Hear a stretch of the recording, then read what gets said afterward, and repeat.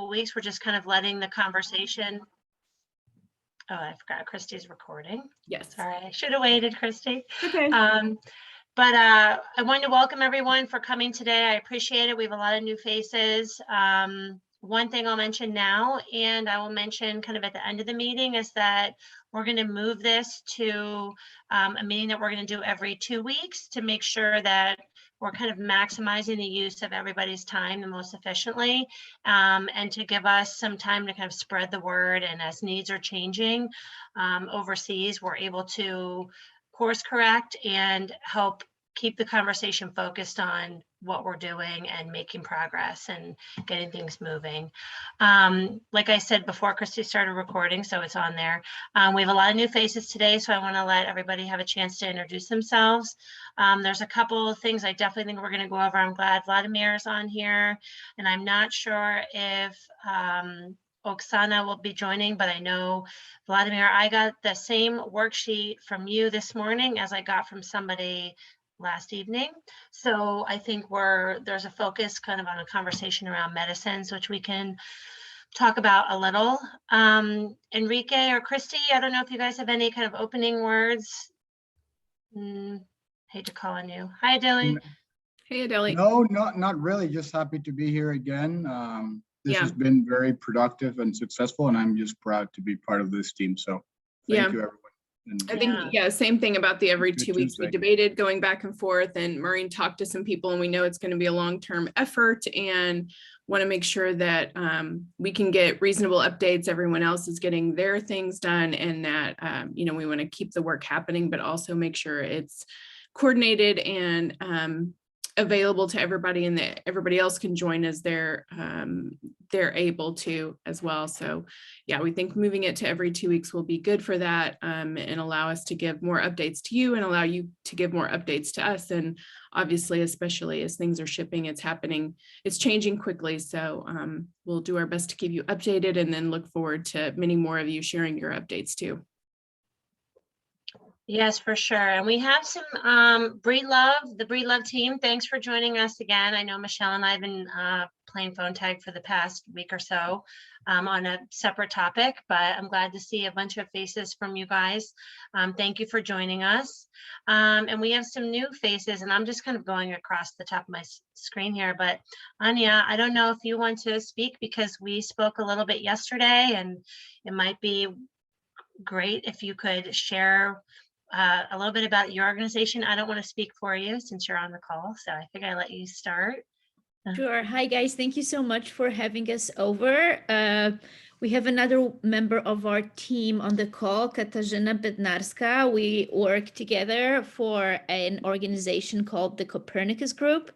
We're based in Poland, and the whole organization was set up in order to aid the Ukrainians fleeing the war zone, and as well as helping paramedics who work within Ukraine and who train civilians in wartime first aid. Those civilians, after a brief training, are then deployed in the east to accompany evacuation transports as medical personnel. We have been supplying them with everything from proper combat boots to tourniquets, and we are also working with hospitals in Lviv and Kyiv and in Kharkiv. We have been supplying them with the needs are endless, so we are pretty much supplying them with everything right now, and we are very much interested in working with you guys, learning more about what you do, and hopefully establishing some sort of a working relationship so that we could more effectively spread the help. Yeah, and it's definitely worth mentioning that everybody in your organization, like you said yesterday, from lawyers to the paramedics that are training, everybody on the ground, is 100% volunteer effort. And so this is really people taking on a second job after their existing responsibilities in life and everything. So once you guys get your foundation status, we were going to circle back and talk again, because we wanted to make sure that we were able to get you guys your stuff without having to pay some of those additional fees at destination because of not being a nonprofit or anything. So well, I'm glad that you could join the call. So thanks for joining us. I see Evert. Thank you, Evert, from Performance Health. Generous donor up there, 105 pallets of medical supplies, which we have two, kind of narrowed down to two major consignees, and I'll touch base with you after the call on that, because you've been very patient as we've been trying to figure that out. And yeah, we talked on Friday, and we actually have one organization there not on the call, and they came to us through Svetlana, but they are shipping a plane full of product every 2 weeks out of Chicago, which is quick product getting to Poland and Ukraine. And so that was one of the primary consignees of your stuff, Everett, because then it would be able to get on the ground in where it's needed within, once it leaves Chicago, would be a couple days. So I'm finalizing with them some of that information and shared with them your time frame on tracking back with information you needed in advance, but they could not make the call this morning, but they're also located in Chicago. So I'll give you a call later today and kind of give you an update on where we are with those two different. I actually shipped through them already once. You did? Okay, great. Yeah. Yep. Yeah, the gentleman I spoke to yesterday, he's the son. The people who started the organization, there's just two physicians that are from the Ukraine, and the son was the one that I spoke to yesterday. He couldn't join the call today, but he'll be on for the next call. So, Vladimir, how did you find them when you first shipped with them? I got a call from the Ukrainian embassy from a guy that worked there and said, because I had some body bags, like 11 pallets of body bags and 2 pallets of syringes and some burn medication. And they said, hey, if you transport to Chicago, we're going to use that plane to fly it with other stuff to, to Poland and then get it over there.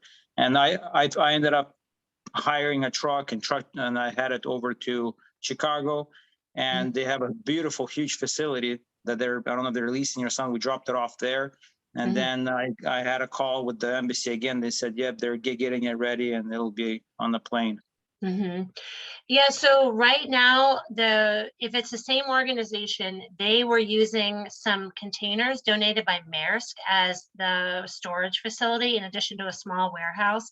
And for the size of this particular shipment, I told them they needed to tell me, like, how many of these pallets do you want? Because Indianapolis is close enough to Chicago that it doesn't have to sit in Chicago for a long time, but they weren't sure of the queue space availability. So we were kind of working on that before. Yeah, that's if it's the same place, which it makes sense. Then when you said that they fly every 2 weeks, I think that's that group is sponsored by Ukrainian businessmen, and they're hired to pretty much, that's what they're doing. They're paying for the air freight.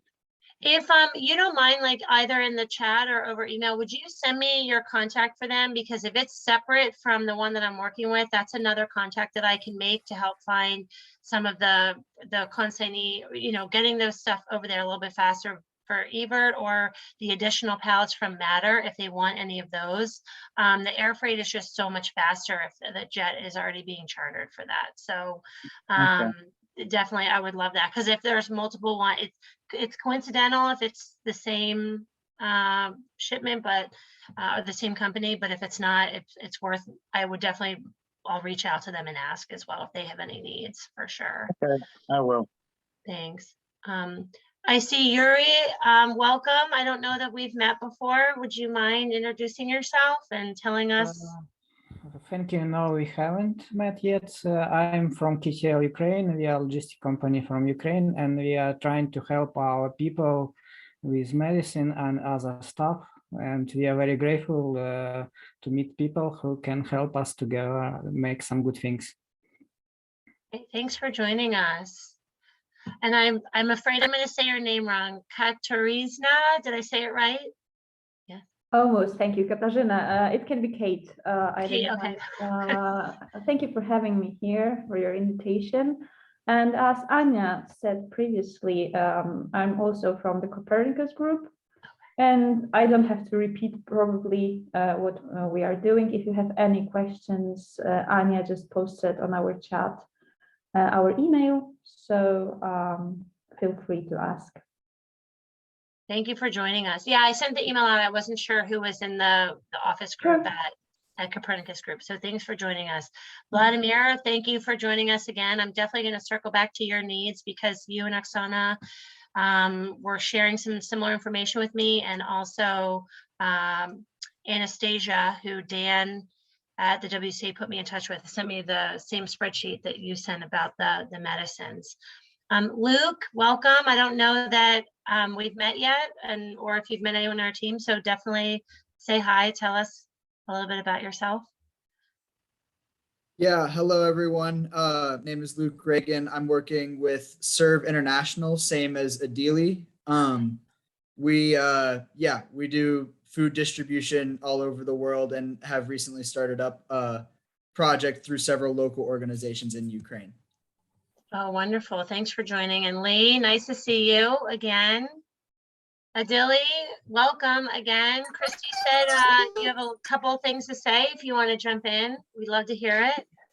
Yeah, first of all, thank y'all for having us. In fact, I'm not going to speak today. Luke just got back from distribution in Ukraine, distributing the supplies that we've received from donors, from Vector Logistics and things like that. So I'd like him, if we have 2 minutes for him to share kind of what's going on the ground. Luke, go ahead. Yeah, go ahead, Luke.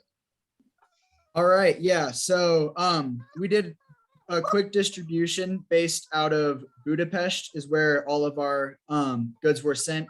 And then with 7 van loads essentially went and crossed the border and then distributed to 7 or 8 different local organizations, all of which that are based in that Western Ukraine area. While I was there, I talked with all of them about sort of what their situations look like once getting the aid into the country and some of the difficulties that they've faced trying to move the goods into the Donbass region or into Kharkiv or Kiev, just sort of with some of the humanitarian canals getting bombed and a lot of damage to some of their vans. So yeah, just kind of looking at all of those sorts of issues. Sorry, I went on mute. So Luke, is anybody hearing some noise in the back? Yeah, it sounds like a child or something. Yeah, it is, but everybody's on mute. I think it's electronic, probably. I don't think that it's a child. Yeah. Anybody? Yeah, no, it does sound like a child, though. I agree. Luke, would you be able to speak to this? So I was on with Anya yesterday and a couple other people from different organizations, and they were talking about kind of the integrity of the distribution process right now and how there's a lot of theft and loss of goods and kind of it going into, I don't want to say the black market, but not getting to its intended recipients. Did you see a lot of challenges with that, or what are your thoughts on that? Yeah, so I didn't particularly see that many issues in that particular side of things. I do know what some of our local orgs would do with the food distribution. We've really just seen there's so much of a shortage that even it ending up in the black market isn't the end of the world. But if we're trying to get generators in to provide electricity or gas, what we'll do is whatever family that we ultimately decide needs it, we'll have our organization request them to send a picture of them, the person that owns the generator, right next to the generator once a week or something like that, just to ensure that it is still in the place that it's supposed to be. Okay. And I want to share something about that. We actually transported a bunch of medication there via LOT airline. And then what we ended up, we had like helmets. We had a guy that actually went down there. And what we ran into is the local police there are trying to.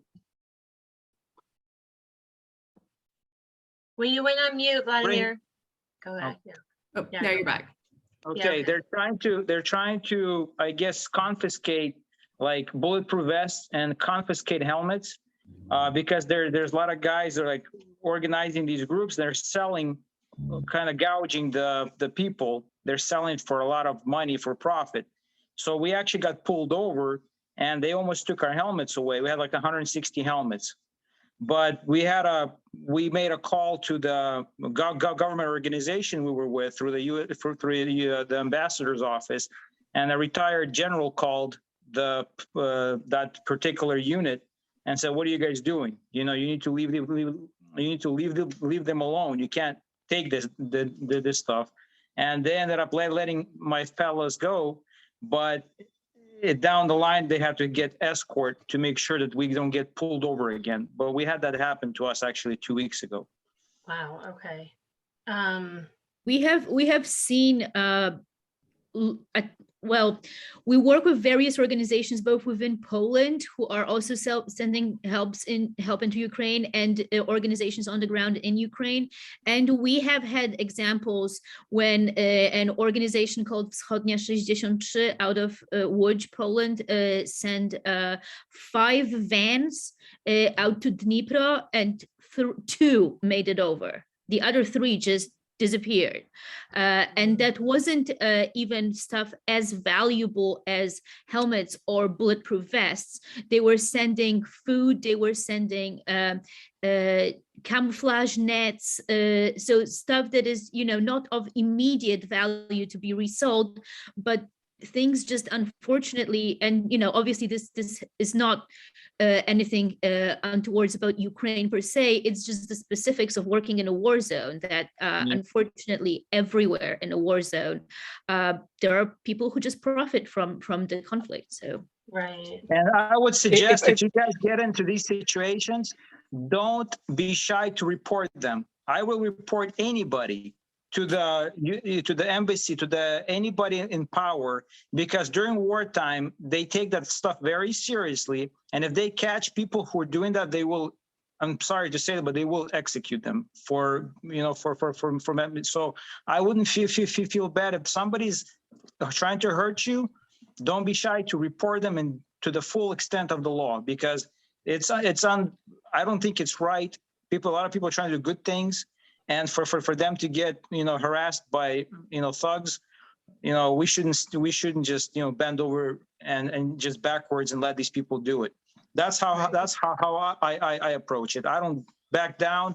I go full force, and you know, if they get arrested and they get tried for pretty much screwing around, that's their problem. Yeah. Hey, I just want to add something. If I'll just take a second. Hey, I have teams around the world. We have a team in Afghanistan. Luke is calling from Jordan. I have teams across Africa. And I'm going to say this. I've worked with a team in Ukraine, and I can vouch, man. I have not worked with people with more integrity than this. So I know we can have bad experiences, but the reason I'm not even flying to review what's going on is the integrity of every dollar and every receipt I've received. And Luke, you know, he was on the ground. But I want to say there's a lot of integrity. There's organizations and churches that have integrity. So I know we can all have bad experiences, but I'm going to say generally from every country, I've not found more integrity than the people I'm working with in Ukraine.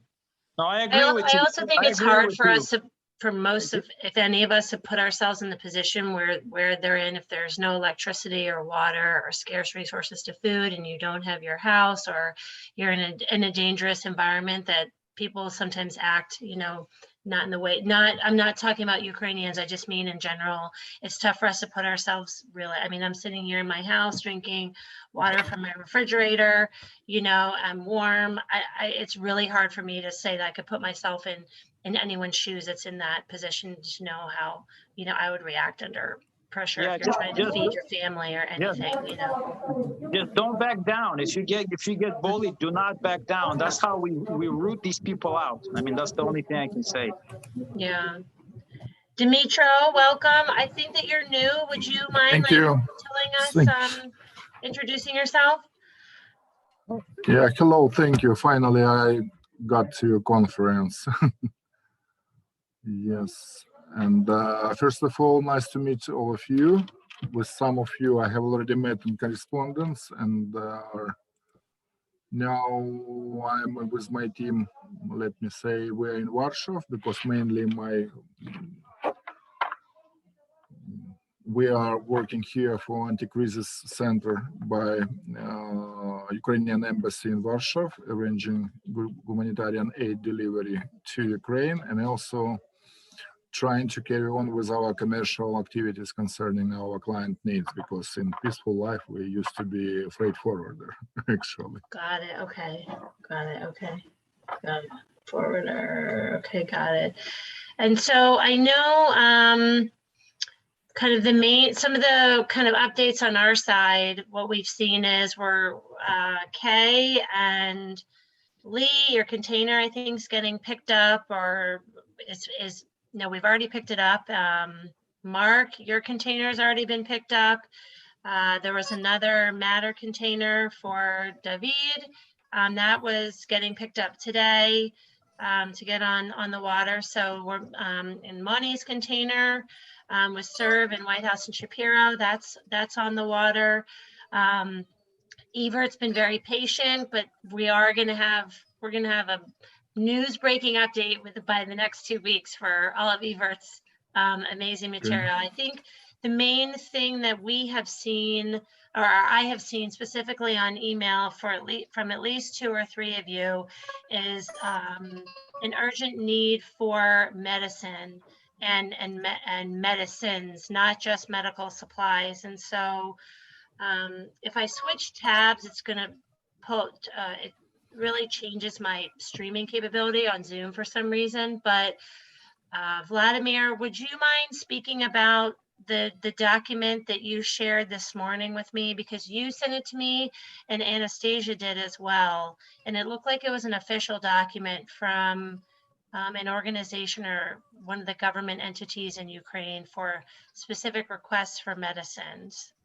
Yeah, that actually request came from a hospital director in Kiev region, and I know I met that lady that runs the facility. She's a very nice lady.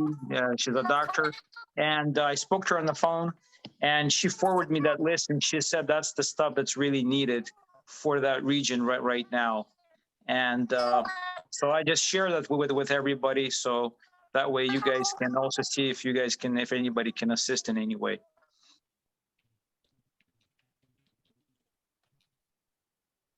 You're on mute. You're on mute. Sorry, yeah, it actually, my computer is smart that it reminded me of that as it heard me talking. Thank you guys. But I'll talk to Christy to see if we share that in our distro after we put, we can put it in a separate email.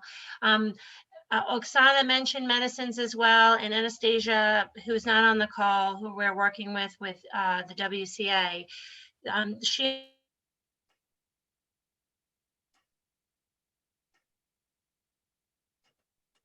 Uh-oh.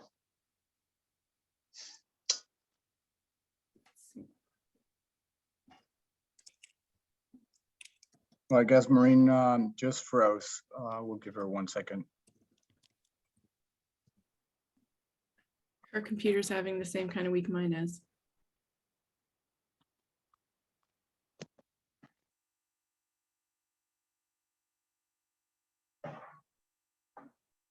Well, as I guess she comes back, Kim, I see that you're part of the call as well. Oh, Maureen just left and she's probably going to rejoin. Yeah. Oh, there she is. And Oksana's also here. All right. Maureen, can you hear us? You're muted.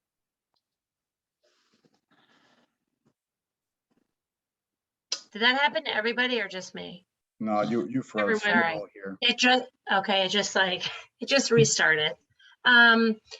So one of the main things I've seen with the medicines, especially the ones that are being requested, are that they are like FDA regulated. And so exporting them and then importing them into Ukraine or anywhere else requires kind of specific requests from organizations like the Red Cross or UNICEF or other things.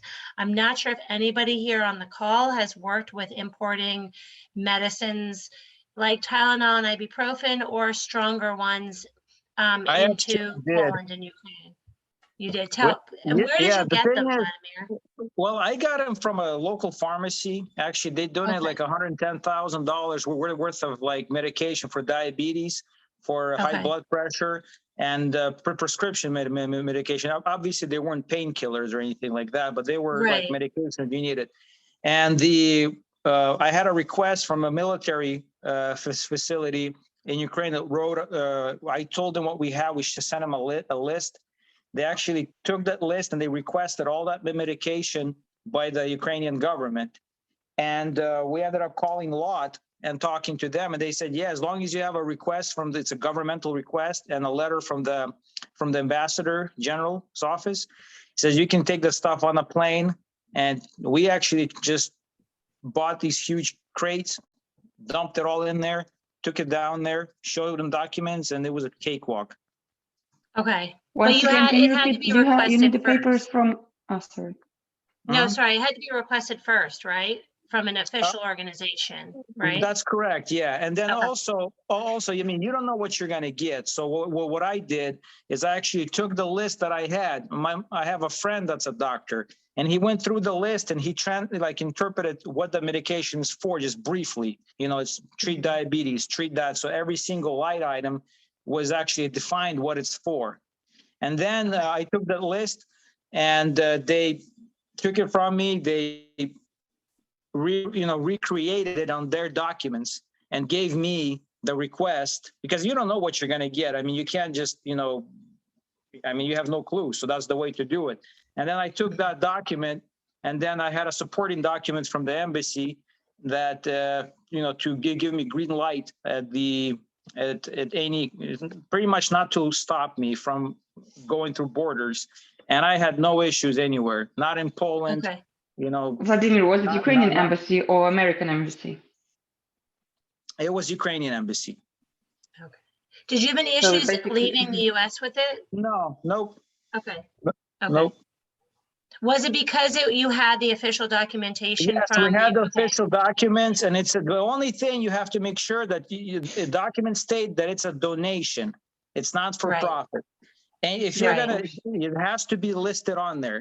And then if you listed that it's actually a donation for medicine for humanitarian aid, and with the official document, they won't bother you. But if you don't have it, that it's no money was exchanged for it. If you don't have that letter, then people start asking questions, because we were actually asked the question, what are you guys doing, opening a pharmacy? Because literally there was like a lot of it, and they were like, no, we showed them the documents, they looked at it, and they're like, okay, all right, that's fine, and they just let us through. Okay. Okay, that's great. Yeah. So to get this from the Ukrainian embassy, they need to see the request from a hospital or any other organization. The hospital has to actually contact the embassy and say, hey, can you guys provide this? And Yes. they will actually give it to the hospital, and the hospital can give it to you. Okay, because we got also requests from Kharkiv, and Kharkiv, it's a hotspot. Like they're flooded with the wounded every day, and they needed. We took our stuff to Khmelnytsk, to a medical hospital there, and from there it gets distributed to other hospitals in the area.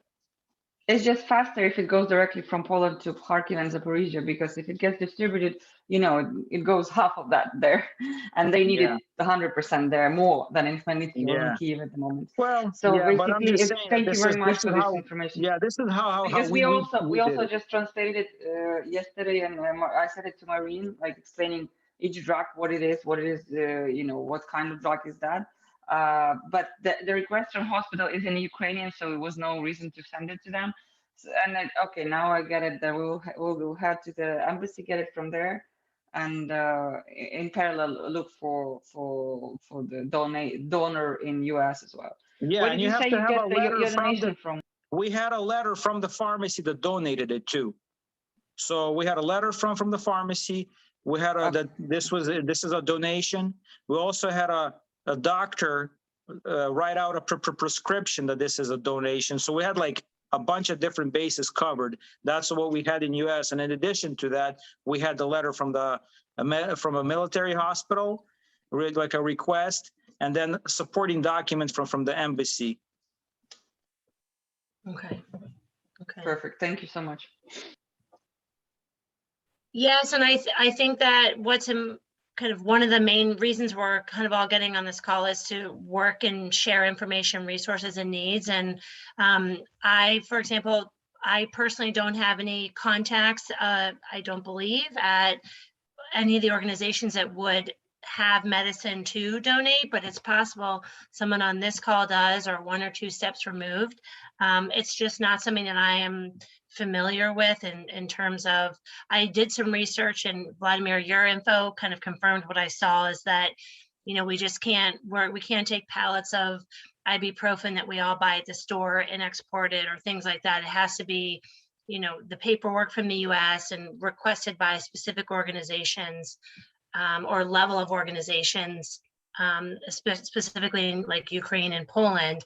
But as far as corporate sort of contacts or organizations that are donating medicine for efforts like this, if anybody here, you know, knows anybody or is 1 or 2 steps removed from that, definitely this isn't a forum to share that information, or you don't have to share it on the call, but think about it in your contact list if you know anybody that you could reach out to that might be looking to contribute, whether it be through this effort or through another one.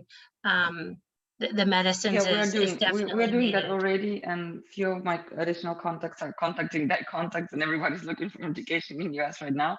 We spent like last 4 days on that, like waiting for feedback from people, from pharmacies, and you know. Also, I wanted to ask if this MAP organization, they already delivering it to Ukraine, right? They said the last time. Yes, I believe MAP is. Jeff could not join us today, but I believe they've already sent a couple containers of product to Ukraine and possibly an air shipment as well. I can follow up with them. So it's okay. Then we will just you know, keep on looking because this is US is big, the Ukrainian diaspora is big, so I'm sure we will find more. Yeah. Well, Oksana, what I would do, like what I did, is actually you just, where you live, just hit all the local hospitals and pharmacies. The worst thing they can say is no. And then there'll be that one person says, hey, you know, I'm going to help. And that's it. I mean, that's what we're doing. I mean, we're just and you mean the private funds or governmental ones doesn't matter? It doesn't matter. You just, like I said, that's what we've been doing. I mean, the worst thing they can say is no. I mean, we've hit all the local hospitals here where I live, all the pharmacies, and I had a lot of no, and one says yes. Here you go. So, right, thank you. I mean, you know, you can't. They're not going to hit you in the face. You just ask. Yeah, exactly. Yeah, thank you, Vladimir, for help. So Vladimir, you didn't go to like the CVS's and Walgreens. You went to like the smaller local ones? The smaller, you'll be surprised how much smaller pharmacies, they've got buddies everywhere. And, you know, the stuff that we got actually came from a small pharmacy that he called around all the other pharmacies in the area. And it's one thing if you call, you know, they might look at you that, you know, that maybe you're some drug lord from somewhere. But then if you're, you know, if you have a doctor or maybe a friend that's a doctor and, you know, you get him involved a little bit and then they kind of, you know, they makes them feel more comfortable to work with you. Because I mean, there's a lot of scams out there. You can't blame the people. You can't blame the pharmacies and everybody, you know, so you just, you know, you do what you can. And, you know, I think if you get, you know, even like you know, like I said, if you have a friend that's a doctor, I got a friend that's a doctor. I said, hey, can you help me a little bit here? Can you do a little bit of volunteer stuff here? And, you know, yeah, you know, it's not that difficult. You just got to work and got a thick skin for a lot of no's, but you'll get a yes. Yeah, it's a great idea, Vladimir. One thing I don't want to forget to mention, I wanted to make sure we had the largest audience for the call in order to share this info, but a very generous family foundation donated $4,000 towards shipping costs for containers to as part of this initiative. So they didn't want to be named publicly or put on our PowerPoint or anything, but I wanted to make sure that we shared this information with everybody because it came out of nowhere on a Monday morning, and Christy and Enrique and I were just there, speechless at the generosity of, and someone who's just had been attending our calls every once in a while and wanted to take that money out of their pocket and share with this initiative. So we just wanted to make sure that we shared that good news with everybody, to know that these calls are having, larger effects in a positive way outside of the hour that we spend together every week. That's good. That's nice. Yeah. God Kim, help what's them. going on in your world? And sorry. we hope we find more people like that. Kim, I know you're on mute. I don't know if you're still celebrating your birthday, but I wanted to see if you had any news from your world, because you've been working on a lot of this initiative the past couple weeks, and I know you were busy last week, but I wasn't sure if you had any updates you wanted to share from what you're seeing where you are. And he is on mute. All right, so maybe not. Yuri, do you mind telling me sorry, Yuri, which country are you in? Where are you doing logistics? So I want to make sure I have it updated in my information here so I can touch base with you after the call. Actually, we are located in Ukraine, but we are doing logistics all over the world. It's not a problem.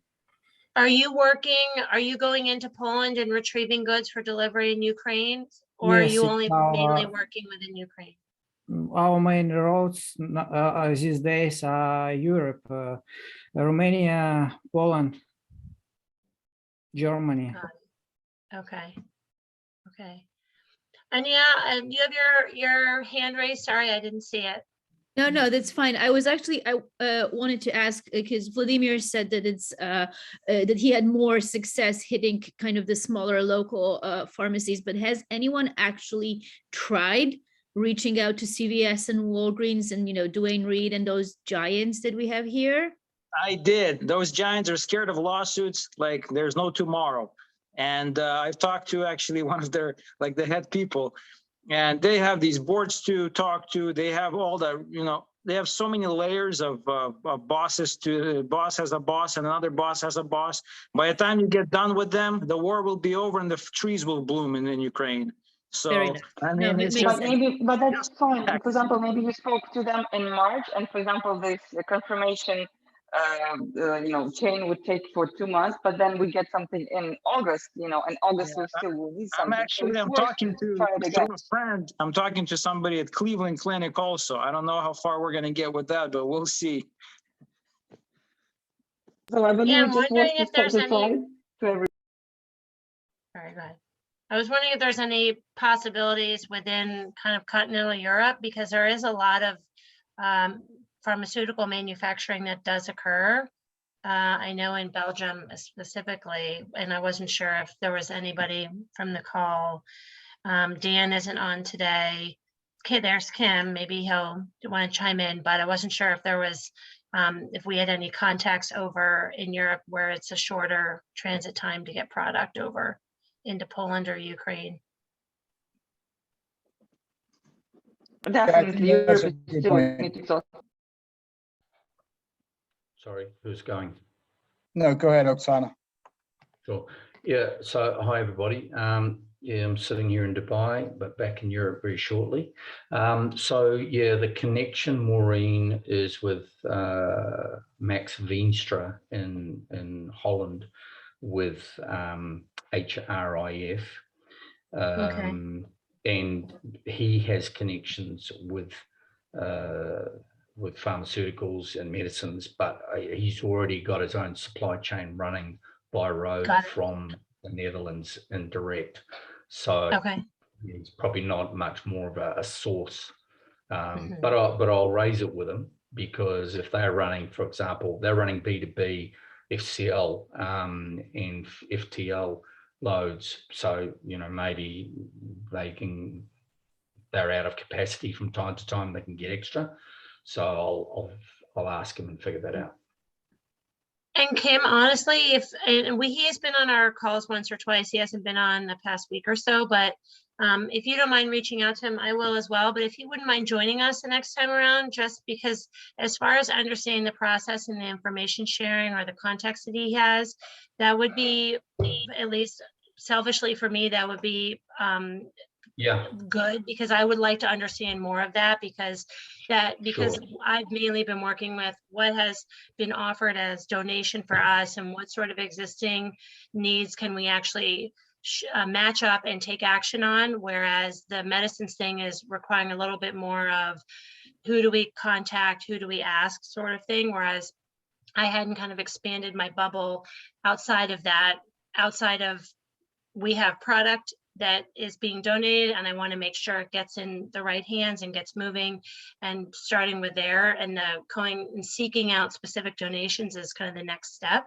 And so talking with Max would be eye-opening for me to understand his process. I understand it would be a little bit different because it's within Europe, but I would be interested in hearing more about it for sure. So Maureen, has Max been on, has he? Previously? I feel like he has been at least once, because his name has, I remember his name, and I have his email.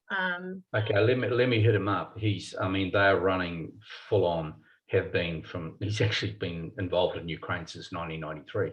So he knows the ropes up there very, very well. So, and then there's the guys in Ireland, aid from Ireland, and I'll reach out to them as well about sourcing.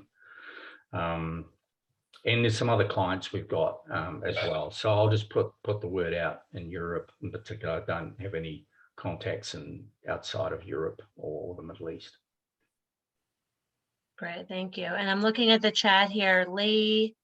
If anyone wants to read the chat and has any feedback, I can definitely circle back with you after the call with the agent that we've been working with in Romania to see if there's something they can do with this, to see if the issue, Lee has a container in Romania that needs to be picked up and distributed in Ukraine, and the Romanian government has been uncooperative, and we need to get the contents into Ukraine. So we can definitely touch base after, and I can put you in touch with one of the agents that we've been working with in Ukraine in case it's a paperwork issue or it's a bureaucracy or what kind of is the holdup, to try and figure that out for you. And then the follow-on step is being able to help you get it distributed. For sure, I wrote this down. I'll follow up with you today, unless anybody, I don't think anybody on the call is in Romania at the moment or can see that. But Maureen, just as a heads up, I had to go on to another call, which is why I blacked out before. What is it specifically we're looking for? Because as you, but the others probably don't, the other folks probably don't know, we've got a followership of a couple 100,000 people on LinkedIn, and we've got adverts going up for our executive search business, our consulting business. So I'm doing a round of adverts tonight across our various platforms. What is it specifically we're looking for about medicines? Again, I'll get an advert up because between all of us around the traps here, no matter where we source stuff, we're bound to be able to move it, I figure. So what sort of medicines, any medicines, healthcare items? I can give you the spreadsheet that Oksana sent to me, and then the one from the Ukrainian, the hospital that I received from Vladimir and from Anastasia. I can send them both to you because it's in English. And so mine is also from the hospital. It's just, it was in Ukrainian, so we just translated just the list, just for you to understand. But we can get the official one as well. But yeah, I can send you both, Kim. I'll make a note to do right after the call. Happy, I'll put it up as as part of your initiative here, of the Vector Initiative, and this is we're gathering resources. We have global resources to be able to move, but we're looking for sourcing of various things. So let's just get it up there. I mean, can't do any harm, right? And we've got a pretty big followership. We've got a few thousand clients around the world, so let's hope some people are going to give it up. Thank you so much. Thank you. Okay. Andy, you jumped in late. Any words of wisdom or updates from where you are?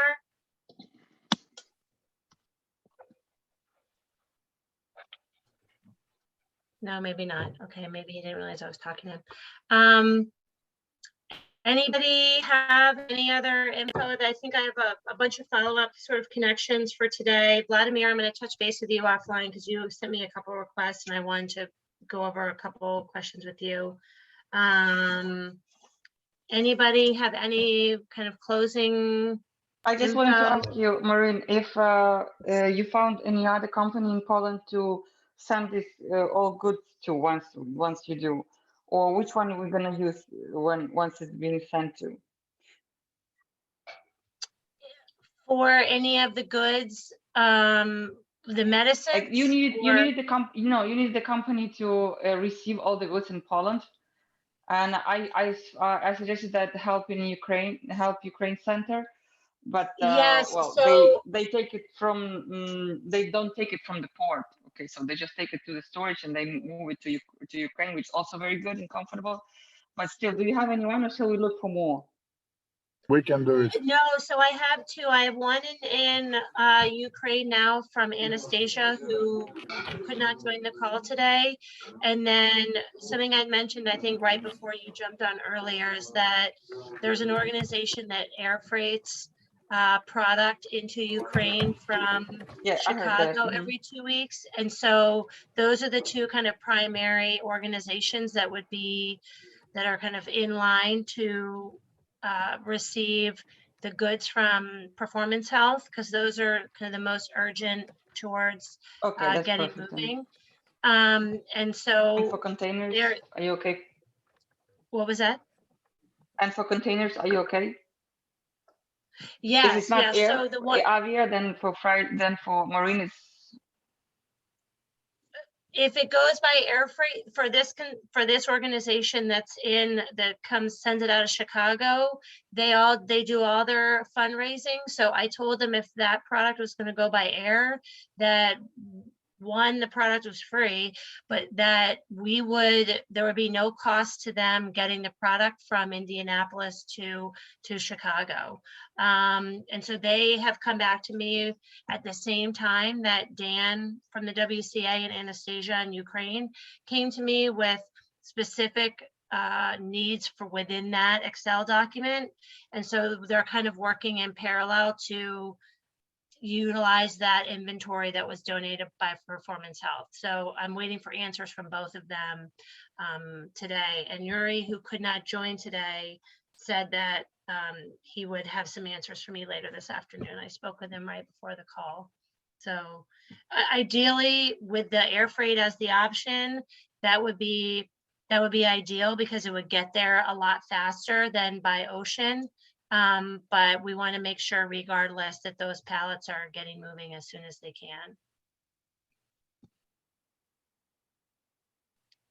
Does that answer your question, Oksana? Yeah. As long as I hear that you have enough companies, then that you're sufficient, that you don't need to look for more, then I'm good. Perfect. Okay. Yeah, no, we do. Sorry. I do want to be kind of respectful of everybody's time and oh, Luke, go ahead. You have your hand raised. Sorry, I don't know if it's been there a while. No, you're good. I just wanted to, so we've been talking a lot about getting stuff into Poland or Hungary or pretty much any of these border nations, or like air freight into the country. Where we've been finding probably the biggest issues though is after that, getting it, once you get it into Ukraine. And we briefly touched on this when we were talking about the issue of theft. I'm curious to just kind of see what everyone else is doing as far as getting that last 100 miles through, especially if you're going into Donbass or Kharkiv. Look, there is an option, and I just found out about it yesterday. Nova Poshta, it's a national service of Ukraine, and they act right now for free on the, I don't know, ordered by president or something. they are picking up the product. I know for sure from Poland, which is Lublin hen, but we can check where I personally can check, and I will give this input back. Just need 2 more days to investigate all what other cities they're picking up from in these bordering countries, and they are officially delivering to the address you give them in the safe areas. Safe means even in Kharkiv, because Kharkiv you can still get in, it's dangerous, but they have one postal service open there. So they actually they send it directly to the hands of their recipient. This is the best way. So when you were talking about the theft and everything, I just wanted to tell you, yeah, we can go to the police, we can go and investigate and blah, blah, blah. This takes time, so we rather don't go into it, or we don't run into it, but use this postal service, which is national, all official. You get the receipts and you just, the recipient gets into their hands. We have been, my organization has been approached about 2 weeks ago by an association of retired Polish special forces, and they have been running transports very deep into Ukraine, including into the Donbass. And we are very early next week are going to be kind of testing what they can really do. We're going to be sending the first shipment of stuff deep into Ukraine. Can you send their name in the chat, please? Can you send them their name again in the chat? Just type them so we don't lose them. Okay, this is us. And no, but the military force, they actually don't have a name, I think. They do. I can yes, they do. I can look it up. I'm sorry, I don't. If Oksana, if you leave me your email address, I will email it to you within the next, hour and a half or so. Yeah, sure. Thank you. Will do. So we will be testing them at the very beginning of next week to see if they are as efficient as they claim to be, but they do claim that they can deliver virtually anything, virtually anywhere within Ukraine. So, we'll see, but it's promising. Anya, if you don't mind sending us an email to the Ukraine email address, because I feel like that could be good information for everyone to have. Sure, absolutely, absolutely. But they are Polish group. It's not Ukrainian group. It's a Polish group. Yes, but they are running the transports within Ukraine. And there is a whole list of charity funds, not the whole list, but just list charity in each city. Charity fund in each city, which are transparent and trustful. Here in Ukraine, which I compiled, and Marine is sending it in a general letter always. We've been contacting them, and they're happy to provide trucks and everything. But the thing is that there is a problem with gas right now, and in order for them even to deliver these trucks and to get this aid and to bring it to the hotspots where they are, Zaporizhia and Kharkiv, it's still they're running through. They need to struggle to find the gas, but I have a solution for that. The solution is this: with fuel, there is a huge problem with fuel right now.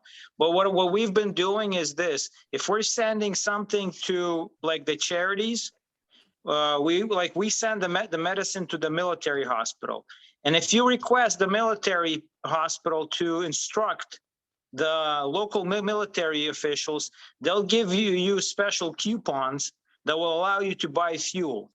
And then we use those coupons, we ask for a lot of them. And then we use those coupons not only to transport for the, like we did with that batch of medicine, but we also use that to get fuel for nonprofit side and move products in. That's the only way you're going to get anything done if you play ball with the government there. Okay. So look, you have 3 options. Tickets. So look, you have 3 options here. First is Nova Poczta, it's national service. Then this Polish group, which we're gonna test this week, and we're gonna get it. And the list of charity funds who are happy to get any aid. They will come. They will get these coupons. They will get the fuel.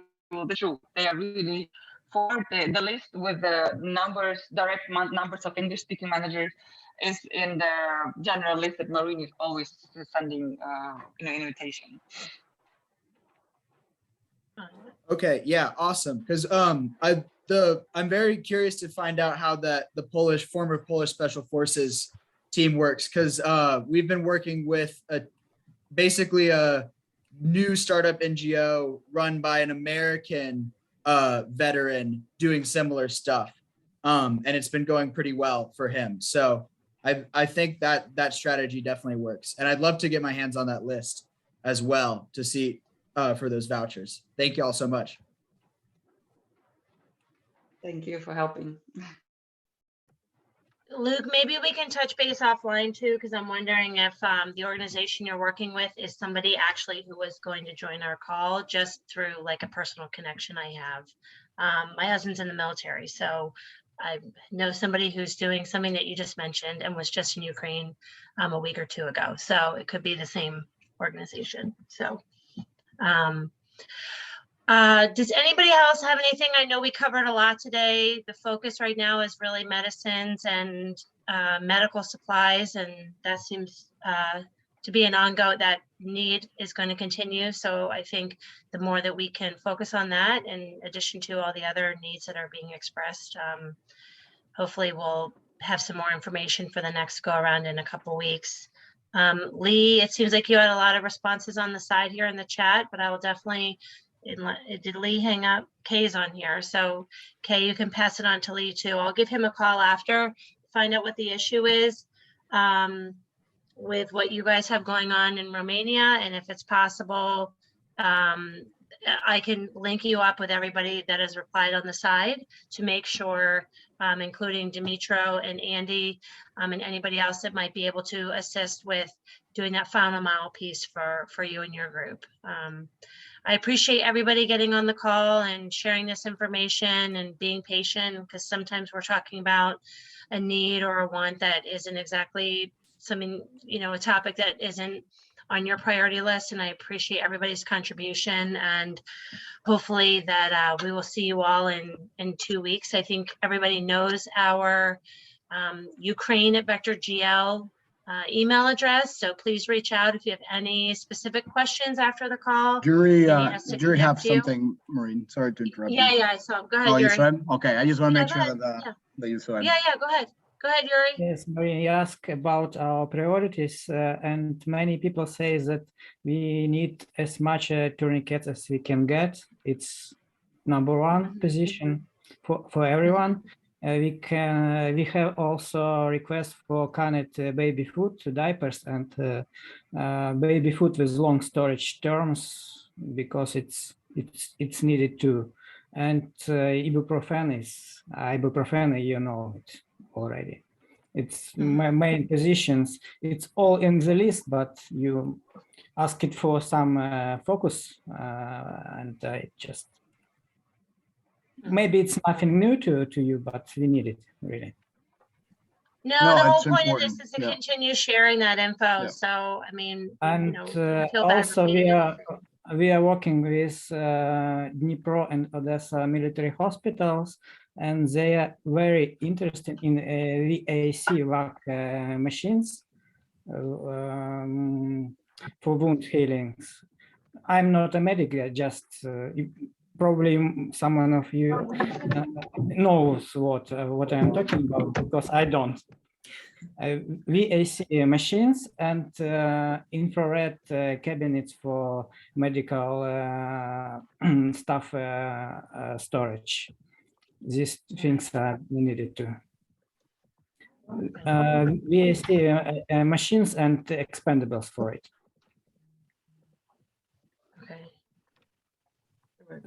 Guys from local military hospitals asked me to state it separately. Okay. Thank you. Thank you. Does anybody else have anything for our call? And just a reminder, the next call will be in 2 weeks from now, and a handful of you I'll be following up with later today. So if you see a missed call from 910, that's me. And I appreciate everybody getting on the call and giving us this hour of your time. I hope you all have a great day. Thank you. Bye. Thanks, everyone. Have a good night. Bye. Thank you. Thank you. Thank you, Vector, so much. Appreciate it all. Bye-bye.